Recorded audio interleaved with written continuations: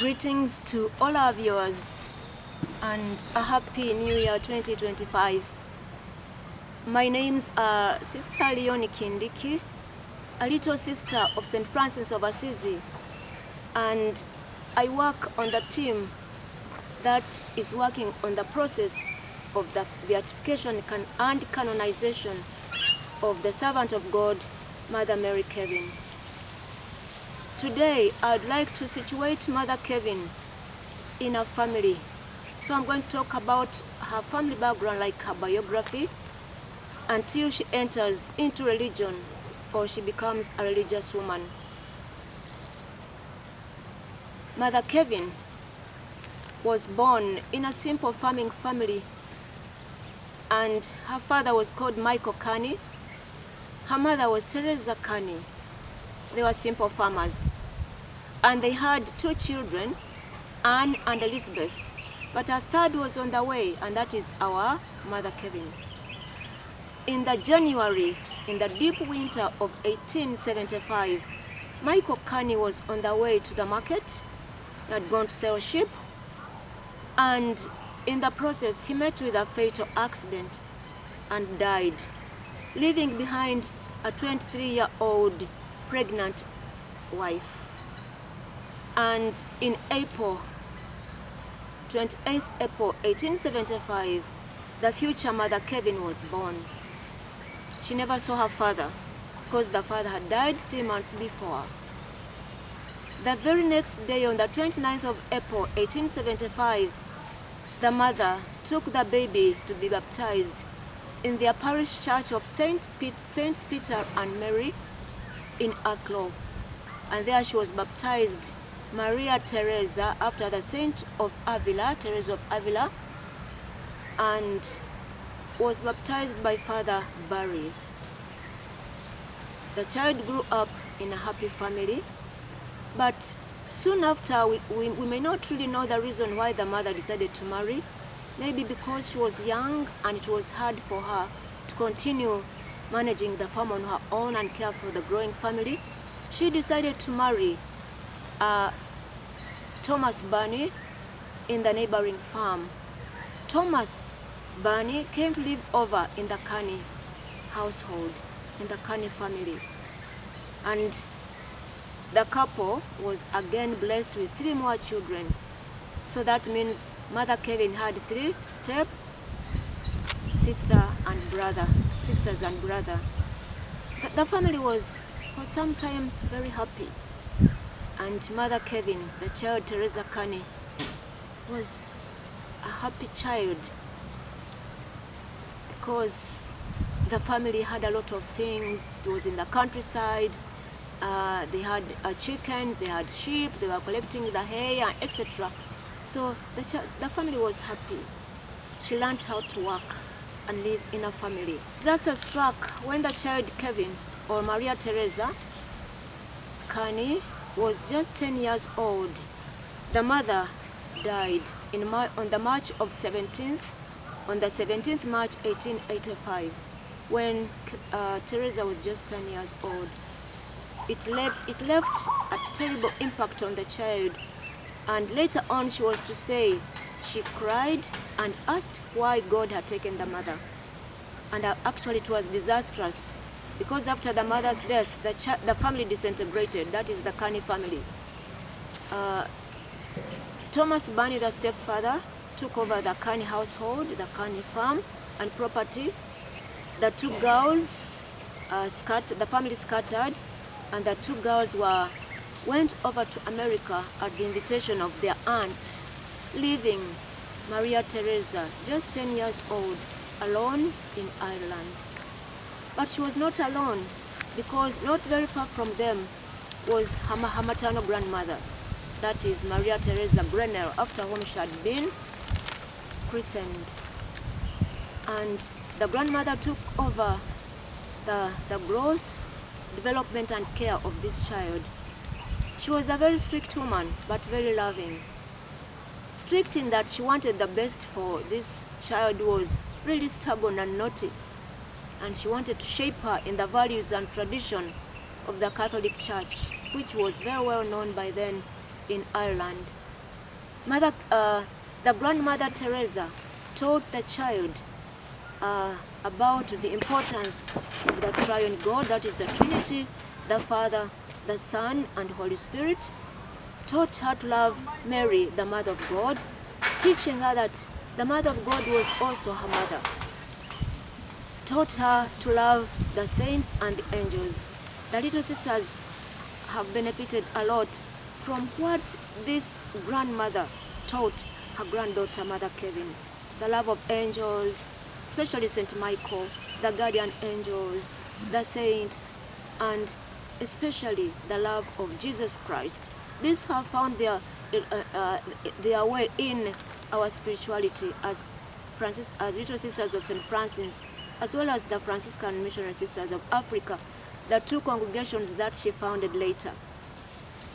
We thank God and we thank very much this grandmother who taught her the values of the traditions of the Catholic Church at that early age.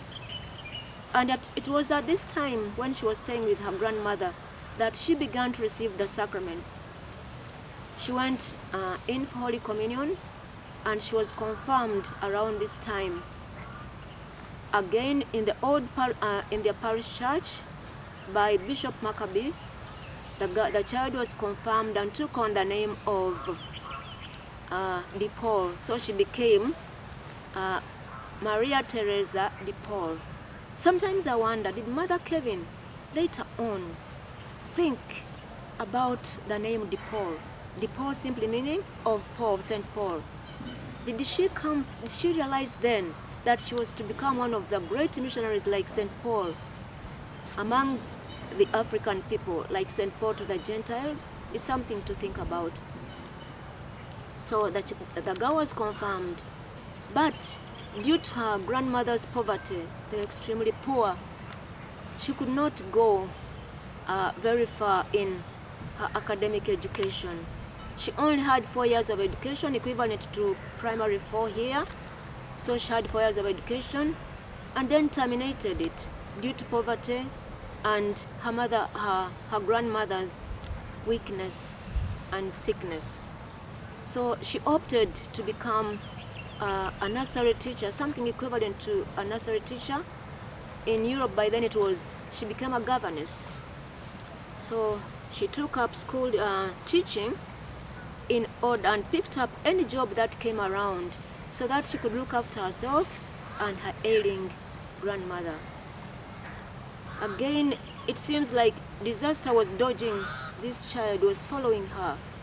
I always say, as she always said to us, that God writes straight on crooked lines. Again, God was writing straight on the crooked lines of this child's life. On 17th March 1885, grandmother Grenell died when Kevin was just 17 years old. So the grandmother also died, leaving the child totally alone. She had nothing to do, but she went back to what her grandmother had taught her. Be resilient, be firm, don't take pity on yourself, roll up your sleeves and work hard. Don't be there moping and crying over things, over spilt milk. So she took her life in her hands and she went on with her life teaching, and by then she realized she had no future in Ireland, so she crossed over to England, where she took up a teaching post in England, as well as another course in nursing aid, which nursing aid came very handy later on when she came to the missions in Africa,